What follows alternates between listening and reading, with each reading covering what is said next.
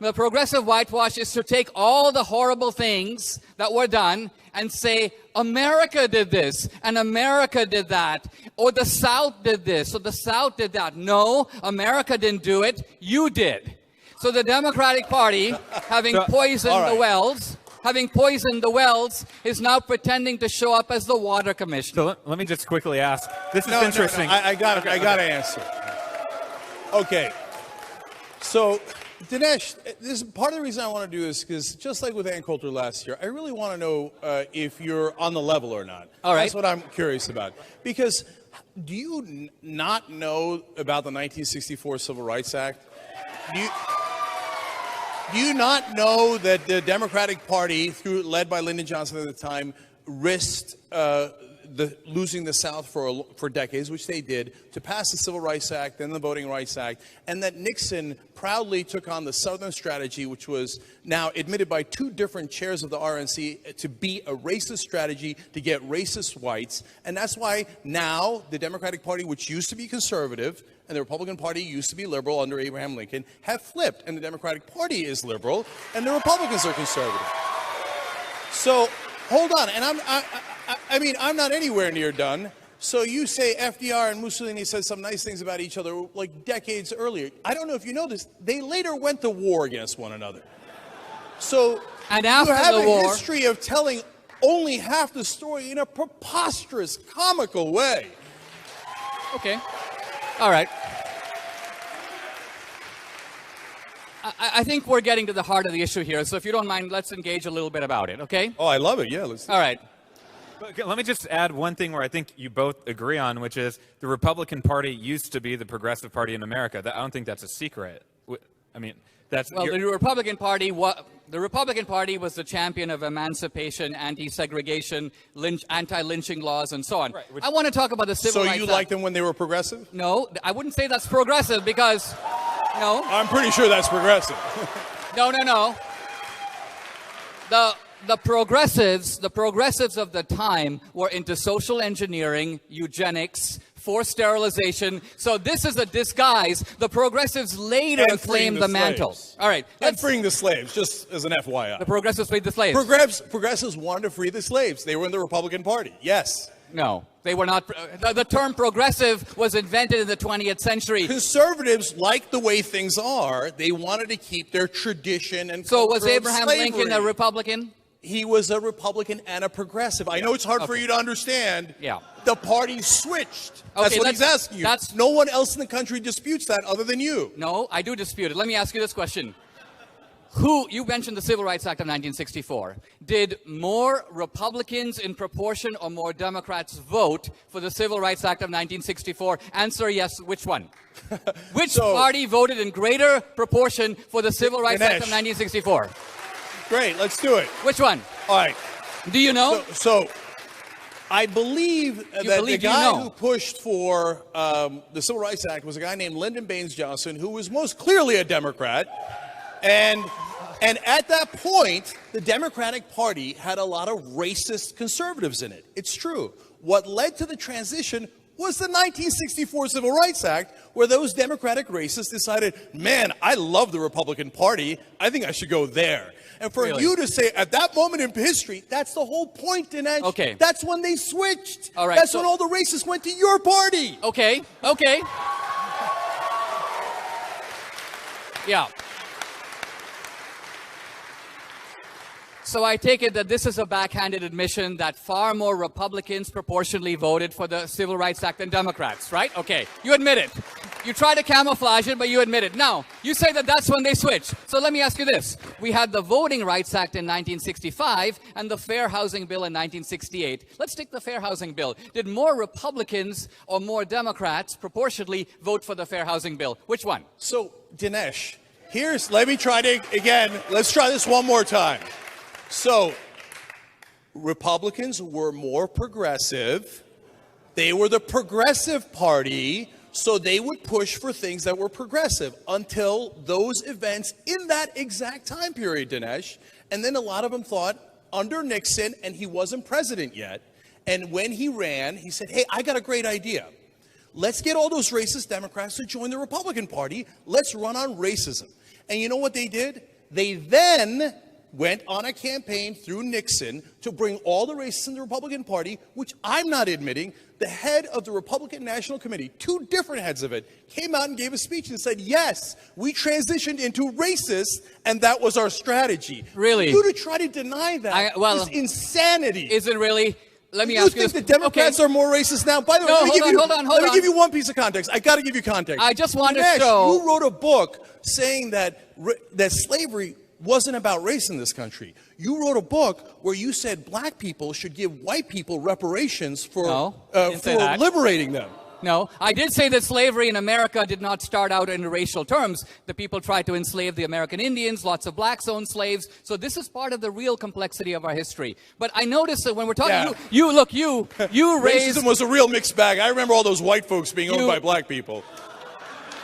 See, that's exactly what I'm going to. The black slave owners owned black slaves. On purpose, Dinesh. You do it on purpose. You say, oh, for a while we tried to enslave the Native Americans, so we'll say that slavery wasn't about racism. Do you see how that you're obviously misdirecting people, and you're doing it on purpose? It's not like white people were slaves. The overwhelming majority of slavery was black people enslaved. Why can't you admit the most obvious things? Because you have a political agenda. No. Let's pivot back to what you were saying earlier about corruption. Hillary, Trump. Seems to me that you've bashed Hillary. Now you're trying to back off a little bit. Are you saying that Trump, an unknown quantity, is more dangerous than a known crook? So, first of all, Dinesh, you keep calling her a crook, but you just got out of jail. Let's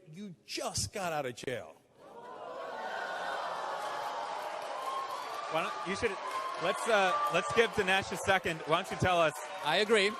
So, this is an important point. I agree. Give it a second. So, I agree. Just explain to us what exactly happened with that. Right. Give me a moment to say what happened. He's going to need a moment.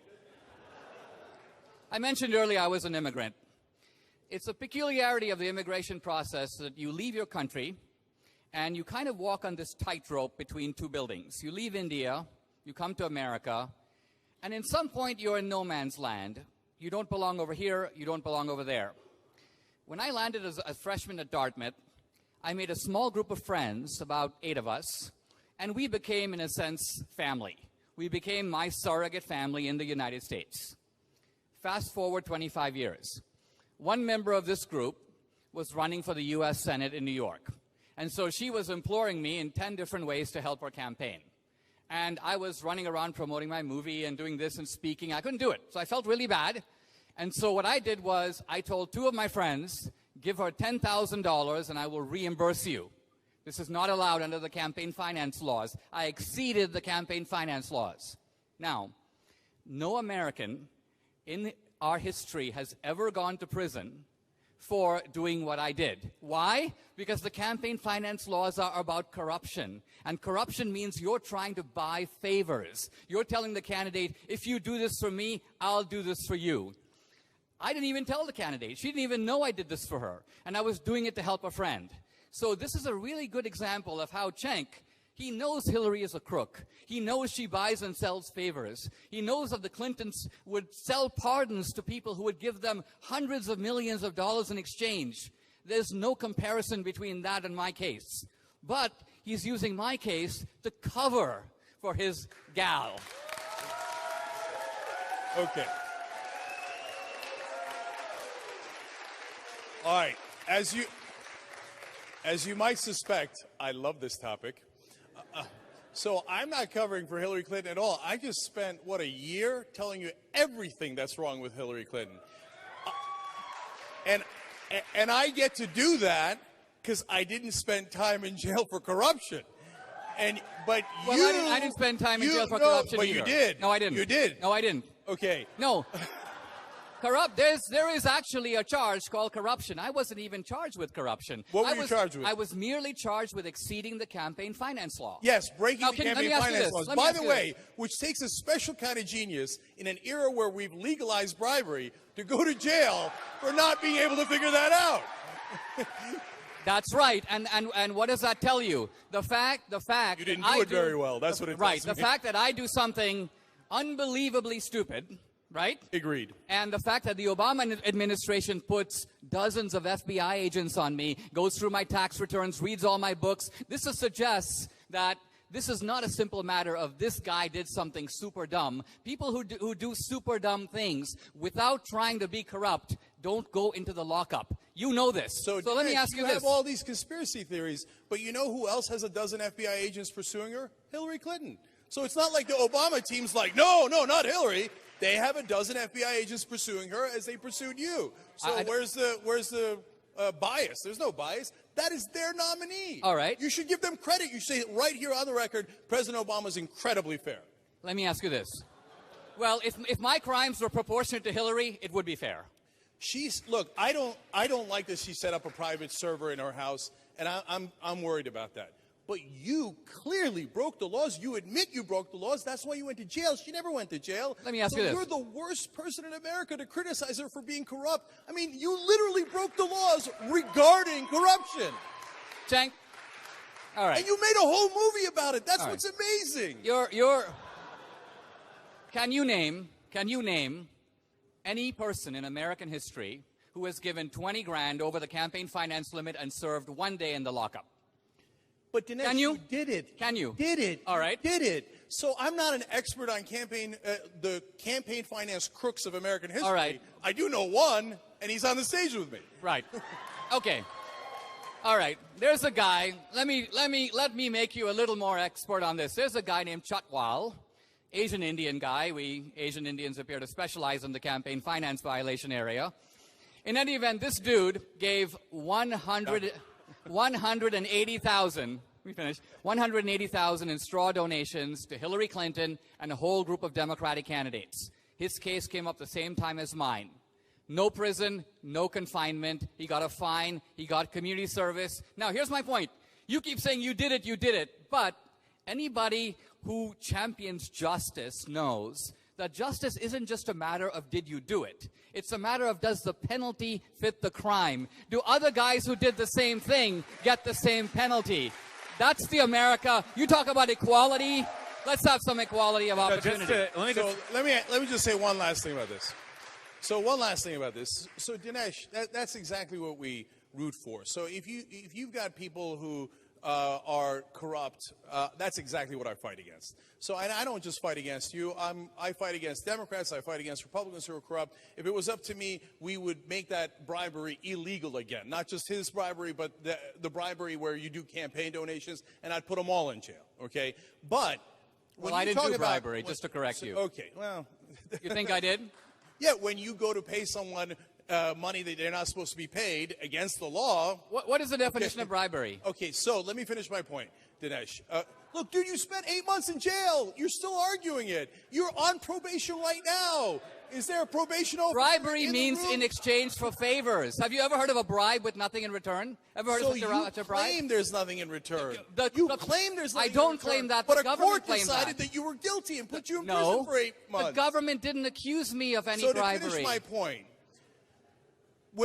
before Dinesh went into prison, he said that Mexican immigrants, unlike immigrants who travel for a far distance like he did or I did, were, quote, parasitic.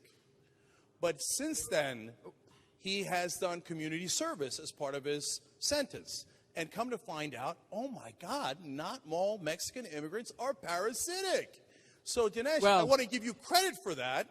You've got a nice open mind about us. Tell us about that experience where you began to see that maybe not everyone from a certain race might be parasitic.